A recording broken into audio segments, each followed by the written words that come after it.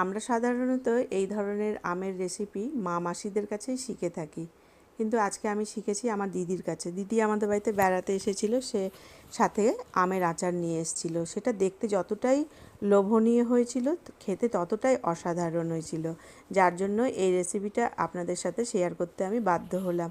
আর কিভাবে এটা আমি বানিয়েছি সেটাই আজকে আপনাদের সাথে শেয়ার করব। তো এর জন্য চাই কাঁচা আম। কাঁচা আমটাকে আমি ভালো করে ধুয়ে শুকিয়ে নিয়েছি, একদম ডাঁটা ধরনের কিন্তু কাঁচা আমটা। এখন একটু কাঁচা আমের ভেতরে একটু হালকা লালচেও হয়ে যাচ্ছে, তাতেও কোনো অসুবিধে নেই। আর দেখুন আমটাকে কিন্তু খুব বেশি ডুমো ডুমো করে কাটিনি, এরকমভাবেই কেটে নিতে হবে। তাতে হবে আমটা একদম ট্রান্সপারেন্ট এবং দেখতেও কিন্তু অসাধারণ হতে হবে। তো দেখুন ঠিক এইভাবেই আমটা কেটে নিতে হবে। অন্যদিকে কড়াই একটু গরম করে নিয়েছি, তাতে দিয়ে দিলাম 4 চামচ মতো গোটা ধনে, একই পরিমাণে দিয়েছি গোটা মৌরি এবং তারই অল্প পরিমাণে দিয়েছি সর্ষে। সর্ষেটাকে কম আঁচে একদম এইভাবে ভেজে নিতে হবে। খুব বেশি ভাজার কিন্তু দরকার নেই, এটা থেকে কাঁচা ভাব চলে যাবে আর একটা সুন্দর ফ্লেভার বেরোবে, তখনই কিন্তু গ্যাসটা বন্ধ করে দিতে হবে। এবার একটি হামলদাস্তাতে দিয়ে এটাকে ভালো করে গুঁড়িয়ে নেব। আপনি এটা মিক্সিতেও দিতে পারেন, তবে কিন্তু একটু খেয়াল করে গুঁড়াতে হবে, কেন কি এটা একটু দারদারা ধরনের গুঁড়ানো দরকার, খুব বেশি যাতে ফাইন যাতে না হয়ে যায়। দেখুন ঠিক এই রকম, তাহলে এর টেস্টটা খুব ভালো আসবে। অন্যদিকে আমি কড়াইয়ে ঠিক এই অল্প করে জল দিয়ে দিলাম। জলটা দেখুন একটু গরম হতে এর মধ্যে আমি 1 কিলো মতো চিনি দিয়েছি। যেহেতু আমটা খুব বেশি টক ছিল না, যার জন্য এই 1 কিলো চিনিতেই কিন্তু আমার এই আচারটি তৈরি হয়ে গেছে। এটা টক মিষ্টি ঝাল আচার।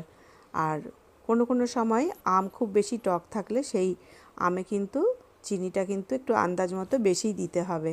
তো যেহেতু আমটা খুব বেশি টক ছিল না, যার জন্য 2 কিলো আমের জন্য এই 1 কিলো চিনিতেই আমার হয়ে গেছে। স্বাদ অনুযায়ী এই পর্যায়ে আমি একটু লবণ দিয়ে দিলাম, দিয়ে এটাকে ভালো করে নাড়াচাড়া করে নেব। এটা এখন পুরো লো ফ্লেমে দিয়েই নাড়তে হবে।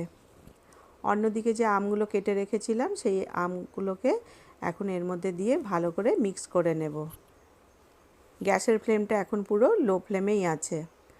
ভালো করে মিক্স করে নিতে হবে এইভাবে। আর দেখবেন আস্তে আস্তে এর থেকে একটু জল ছাড়তে শুরু করবে, এতে কিন্তু কোনো আর জলের দেওয়ার দরকার পড়বে না। যেহেতু আমার অনেকটাই বেশি ছিল, যার জন্য আমি এটা হাফ হাফ করে এইভাবে চিনির সাথে মিক্স করে নিচ্ছি। দেখে যতটা পরিমাণে খুব বেশি মনে হচ্ছে, এটা কিন্তু পুরো রেডি হয়ে গেলে একদম কম হয়ে যাবে। আর দেখুন এটা এখন মিডিয়াম ফ্লেমে দিয়েই এটা কুক করতে হবে। দেখুন কতটা পরিমাণে জল ছেড়েছে, এটা কিন্তু কোনো জল দেওয়া হয়নি, আর এটা আম থেকেই জল ছেড়েছে, যার জন্য এটা আপনি সারা বছরও সংরক্ষণ করেই আপনি রাখতে পারবেন। এটাতে একটু আমি কালো জিরে দিয়ে দিয়েছি আর দিয়ে দিলাম অল্প করে হলুদ। এটা মিডিয়াম ফ্লেম দিয়েই এখন আমি এটাকে কুক করছি। এটা দেখতে যতটা অসাধারণ হবে, খেতেও কিন্তু ততটাই সুস্বাদু হয়ে থাকে। তো আপনারা এই গরমে কিন্তু অতি অবশ্যই বানিয়ে দেখবেন, আপনারও একদম এইরকম ট্রান্সপারেন্ট মতো এই আমের আচার রেসিপিটা তৈরি হবে।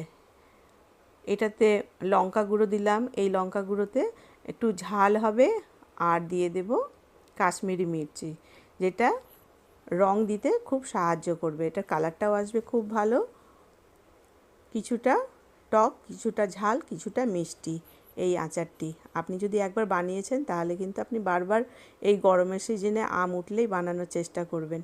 তো এই গরমে অতি অবশ্যই একবার বানিয়ে দেখবেন, আপনাদেরও কিন্তু এই রকম ধরনের আমের আচার তৈরি করতে পারবেন।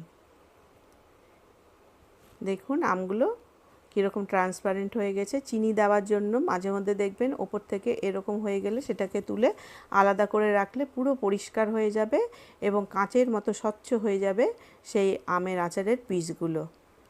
এটাকে এখন জোর আঁচ দিয়ে এখন ভালো করে কুক করে নিতে হবে।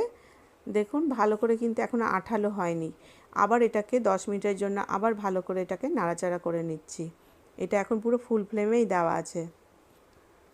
দেখুন এখন চিনিটা একটু গাঢ় হয়ে যাওয়ার জন্য একটু হালকা হাতে আঠালো ভাব আসবে। এই পর্যায়ে এখন আমি দিয়ে দেব মশলা যে আমি গুঁড়িয়ে রেখেছিলাম সেই মশলাটা। এই মশলাটা কিন্তু খুব সাবধানের সাথে ফ্রাই করতে হবে। খুব বেশি ফ্রাই হয়ে গেলে কিন্তু তার টেস্টটা কিন্তু একদম ভালো আসবে না। আর দেখুন পুরো ডাস্ট নয় কিন্তু, একটু দাঁড়দাড়া মতো, তাতেই টেস্টটা অসাধারণ হয়ে থাকে। আপনাদের এই রেসিপিটা যদি ভালো লেগে থাকে একটি লাইক দেবেন, একটি সাবস্ক্রাইব করতে ভুলবেন না। দেখুন কেমন সুন্দর হয়েছে। আর এটা আপনি সারা বছরের জন্য সংরক্ষণ করে খেতে পারবেন। আর আমি একটু বেশি করে বানিয়েছি এই কারণেই, আমার বাচ্চা হোস্টেলে থাকে, সে সাথে নিয়ে যাবে। আর এটা তাদের পরোটা বলুন, রুটি বলুন কিংবা ভাতের সাথে খেলে তাদের নাকি খুব ভালো লেগেছিল, যার জন্য আমি একটু বেশি করেই বানিয়েছি। আমাদের ঘরেও কিন্তু আমরা এইভাবেই বানিয়ে খেয়ে থাকি। আর আপনারাও একবার এইভাবে ট্রাই করে দেখুন, ভীষণ ভালো লাগবে। আর ভালো লেগে থাকলে এটা সবার সাথে শেয়ার করবেন। দেখুন কেমন সুন্দর হয়েছে, আপনিও বানিয়ে নিতে পারবেন এই ধরনের একটি অসাধারণ আচারের রেসিপি। তো আজ এই পর্যন্ত, সকলে ভালো থাকবেন, ধন্যবাদ।